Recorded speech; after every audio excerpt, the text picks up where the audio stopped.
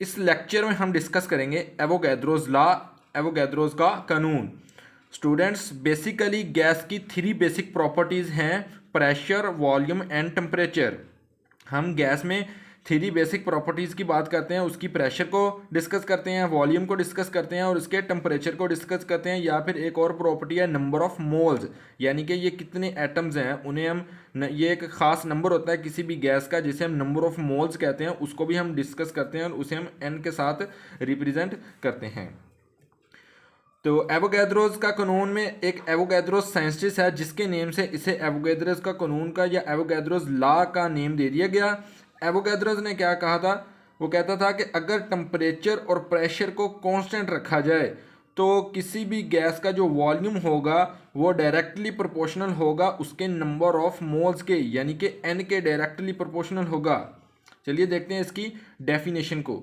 Equal volume of all gases at the same temperature and pressure have the same number of molecules, यानी कि वो क्या कह रहा है कि अगर इक्वल वॉल्यूम हो, हमारे पास 2 गैस के कंटेनर हो, उनमें इक्वल वॉल्यूम हो, उन दोनों गैस का इक्वल वॉल्यूम हो और उस दोनों गैस के सिलेंडर में हम टेम्परेचर और प्रेशर को कांस्टेंट रखेंगे तो उसमें जो गैस होगी वो क्या होगी, उनके मॉलिक्यूल्स सेम होंगे, यानी कि उनका जो n होगा वो सेम होगा, यानी कि n1 is equal to n2 होगा। इसी डेफिनेशन में V is directly proportional to the N, यानी कि volume is directly proportional to the number of moles. और डायरेक्टली प्रोपोर्शनल की अलामत को खत्म किया तो यहाँ पे K रिप्रेजेंट हो गया, V is equal to K N आ गया। तो K की वैल्यू क्या आ जाएगी? K इज इक्वल टू आ जाएगा V बाई एन, यानी कि volume divided by number of moles is equal to the constant. और हमने क्या किया था कि इनमें टेम्परेचर और प्रेशर को कांस्टेंट रखा था। हमारे पास 2 कंटेनर हैं, फर्स्ट कंटेनर का प्रेशर P1, वॉल्यूम V1 और टेम्परेचर T1 है। सेकंड कंटेनर का प्रेशर P2, वॉल्यूम V2 और टेम्परेचर T2 है। और फर्स्ट कंटेनर के नंबर ऑफ मोल्स N1 और सेकंड कंटेनर के नंबर ऑफ मोल्स N2 हैं।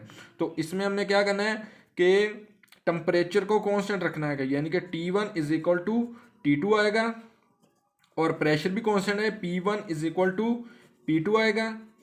और इसका जो वॉल्यूम होगा, वॉल्यूम इज डायरेक्ट, यानी कि V1 is directly proportional to the N के आएगा, N1 के इक्वल आएगा। V1 is directly proportional to the N1 और V2 is directly proportional to the N2, यानी कि जो V1 होगा वो नंबर ऑफ मोल्स के डायरेक्टली प्रोपोर्शनल, यानी कि जितना बड़ा हम वॉल्यूम करेंगे उतने ही ज़्यादा उसमें गैस के मॉलिक्यूल्स होंगे।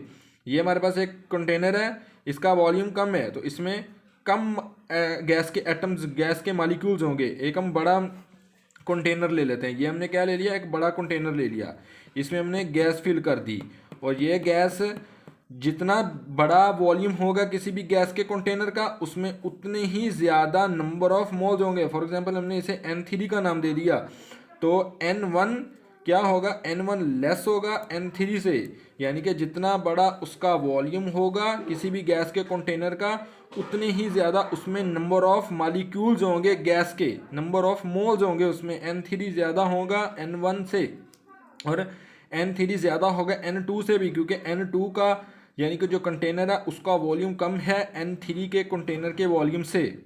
तो यही क्या था, एवोगैड्रोस का कानून था कि volume is directly proportional to the number of moles.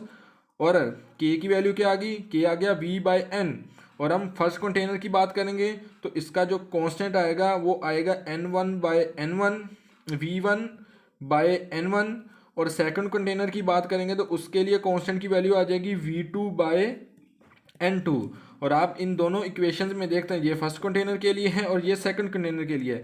इन दोनों कंटेनर्स की बात करेंगे तो कांस्टेंट क्या है, इक्वल है, यानी कि K के इक्वल है। तो हम कंपेयर करेंगे, compare in these equation, compare these equation करेंगे तो क्या आ जाएगा, रिलेशन आएगा V1 divided by N1 is equal to आ जाएगा V2 डिवाइडेड बाय N2। तो ये क्या आ गया, एवोगैड्रोस का कानून आ गया, यानी कि एवोगैड्रोस लॉ।